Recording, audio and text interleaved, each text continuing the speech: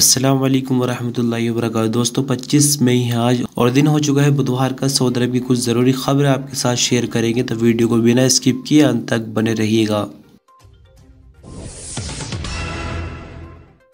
Saudi अरब के passport और immigration department ने बीते दिनों ऑनलाइन सर्विसेज में काफ़ी बदलाव किए हैं, जिसके कारण इकामा और एग्जिट एंट्री वीज़ा जारी करने में काफ़ी सुविधा मिली है। जवाज़ात के कानून के मुताबिक गैर मुल्की वर्करों के मालूमात अपडेट करने के लिए भी ऑनलाइन सिस्टम उपलब्ध कराया गया है, जिसकी वजह से दूर रहते हुए भी इससे फ़ायदा उठाया जा सकता है। इमिग्रेशन कानून के तहत इकामा होल्डर गैर मुल्कियों के पासपोर्ट के रिन्यूअल के बाद नए पासपोर्ट की एंट्री कराना ज़रूरी होता है।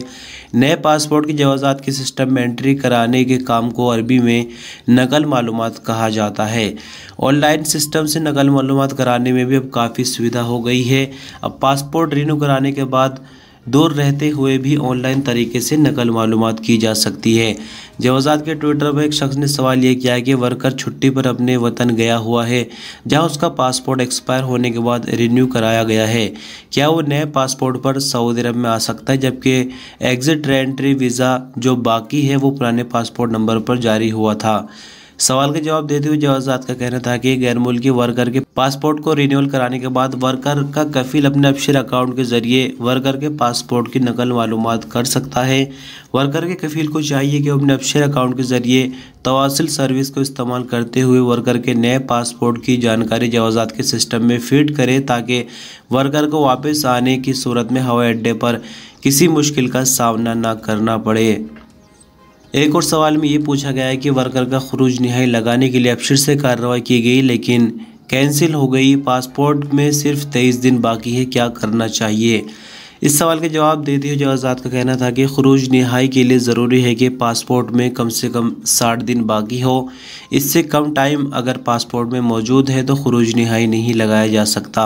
60 दिन से कम टाइम होने की सूरत में अबशर सिस्टम पासपोर्ट के एप्लीकेशन को कबूल नहीं करता। आपकी जानकारी के लिए बता दें कि खरूज नहाई यानी फाइनल एग्जिट वीज़ा लगाने के बाद वर्कर को 60 दिन की मोहलत दी जाती है, ताकि इस पीरियड के दौरान वो अपने सभी तरह के मामला अच्छे से सऊदी अरब में अंजाम दे ले और आसानी से सफ़र कर सके। सऊदी अरब में नियोम इंटरनेशनल एयरपोर्ट से जून 2022 के आखिर में दुबई के लिए वीकली फ़्लाइट शुरू हो जाएंगी। इसके बाद लंदन के लिए भी डायरेक्ट फ़्लाइट चलाई जाएंगी। सऊदी एजेंसी के मुताबिक नियोम ने इंटरनेशनल फ़्लाइट्स के लिए सऊदी अरबियन एयरलाइंस यानी अल सऊदी के साथ स्ट्रेटेजिक कॉन्ट्रैक्ट कर लिया है। नियोम एयरपोर्ट के ज़रिए ट्रांसपोर्टेशन सर्विसेज भी उपलब्ध कराई जाएंगी। दुनिया की 40% आबादी को 4 घंटे से कम वक्त में नियोम पहुंचा दिया जाएगा। यहां आपको बता दें कि अल सऊदी और नियोम के बीच हिस्सेदारी से नियोम एयरपोर्ट से फ़्लाइट शुरू होंगी। 65 से ज़्यादा देशों के 1500 से ज़्यादा सऊदी और गैर मुल्की एक्सपर्ट कई तरह के प्रोजेक्ट के दौरान इस वक्त नियोम के अंदर मौजूद है। सऊदी अरब में तबूक के अल-अबादी मोहल्ले में स्कूल बस के हादसे में एक बच्चे की मौके पर ही मौत हो गई, जबकि दूसरे 12 बच्चे जख्मी हो गए। चश्मदीदों ने बताया कि ड्राइवर बस तेज़ रफ्तार से चला रहा था, एक गाड़ी से टक्कर हो गई जिसे सऊदी औरत चला रही थी। हादसे में स्कूल बस उलटने से चौथी क्लास के बच्चे की मौके पर ही मौत हो गई, जबकि दूसरे 12 बच्चे जख्मी हो गए हैं। पुलिस सूत्रों का कहना है कि हादसे में मरने वाले बच्चे की लाश किंग फहद स्पेशलिस्ट हॉस्पिटल के कोल्ड स्टोर में रख दी गई है, जबकि ट्रैफिक पुलिस ने हादसे की तहकीकात रिपोर्ट तैयार की और बस ड्राइवर को गिरफ्तार कर लिया है। सऊदी अरब में होता सदीर खगोलीय विभाग ने कहा कि आने वाले शनिवार यानी 28 मई 2022 को मक्का मुकर्रमा के वक्त के मुताबिक दोपहर 12:18 पर सूरज खाना काबा के ठीक ऊपर नजर आएगा। सूरज खाना काबा के ठीक ऊपर साल में 2 बार नजर आता है। एक 28 मई को मक्का मुकर्रमा के वक्त के मुताबिक 12:18 और दूसरी बार ये 15 या 16 जुलाई को मक्का मुकर्रमा के वक्त के हिसाब से दोपहर 12:27 पर नजर आता है। पुराने ज़माने में जब किबले का रुख जानने के लिए नई तरह की टेक्नोलॉजी या फिर डिवाइसेस नहीं थे, तब लोग इसी मंजर को देखकर मस्जिदों की नींव रखा करते थे और किबले का चुनाव किया जाता था। अब भी कई जगह ऐसी है जहां मुसलमानों को ये सुविधा उपलब्ध नहीं है। वहां के लोग सूरज को देखकर ही किबले का रुख तय करते हैं।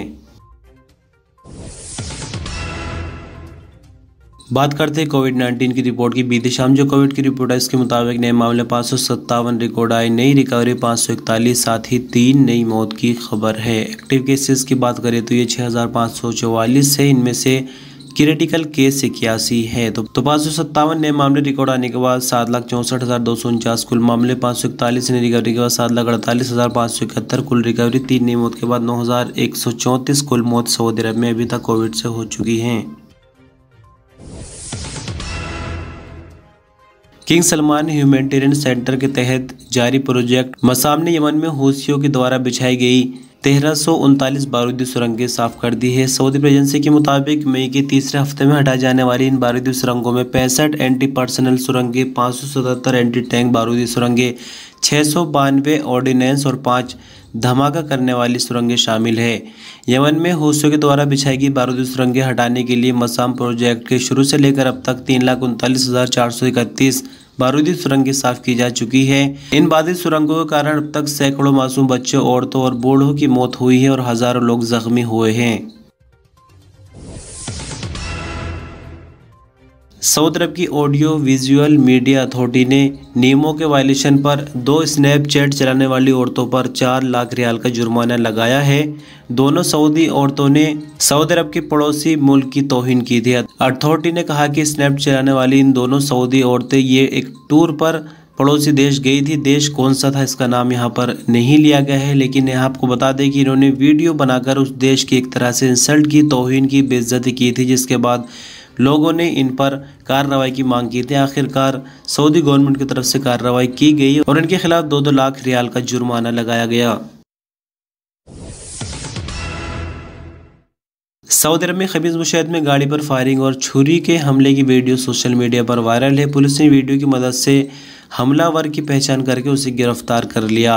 अरबी नेट के मुताबिक असीर रीजन की पुलिस ने कहा कि हाईवे से गुजरने वाली गाड़ी पर फायरिंग और छुरी से हमला करने वाले सऊदियों की हिरासत में ले लिया गया है। उसे कानूनी कार्रवाई के बाद पब्लिक प्रोसिक्यूशन के हवाले भी कर दिया गया। घटना की वीडियो सीसी कैमरों की मदद से ली गई, जिसमें एक शख्स को ये कहते हुए सुना जा रहा है कि छुरी से हमला खमीज मुशाहिद में पढ़ने वाले एक स्कूल के बच्चे पर किया गया, जिसे काफ़ी जख्म आए हैं। और अंत में सऊदी अरब में किंग सलमान ह्यूमैनिटेरियन सेंटर ने यमन के अदन में आग से झुलसने वाले लोगों की प्लास्टिक सर्जरी का प्रोग्राम शुरू कर दिया है। 18 एक्सपर्ट की टीम इसमें हिस्सा ले रही है। सऊदी एजेंसी के मुताबिक किंग सलमान सेंटर के तहत वॉलंटियर की टीम ने प्रोग्राम की शुरुआत 135 लोगों की जांच से शुरू की है। 21 ऑपरेशन किए जो कि कामयाब रहे। यमन के deputy health minister doctor Abdullah Al Dahan ने इस इंसानियत नवाज प्रोग्राम पर पसंदीदगी का इजहार किया। आग से झुलसे हुए और स्किन संबंधित बीमारियों में शामिल लोगों की प्लास्टिक सर्जरी से काफ़ी लोगों को फ़ायदा मिला है। अदन में किंग सलमान सेंटर के डायरेक्टर साली अल जेबाबी ने कहा कि ऑपरेशन ऐसे लोगों का किया जा रहा है जो प्लास्टिक सर्जरी का खर्च बर्दाश्त नहीं कर सकते। तो दोस्तों, ये आज की इस न्यूज़ बुलेटिन की आखिरी खबर थी। हमें कमेंट के रूप में अपनी कीमती राय ज़रूर दें। आप कोई सवाल भी करना चाहते हैं तो कमेंट में पूछिए। वीडियो में एक छोटा सा लाइक दे सकते हैं। चैनल पर नए सब्सक्राइब कर सकते हैं। बने रहिएगा इसी तरह हमारे चैनल पर। अल्लाह हाफिज़।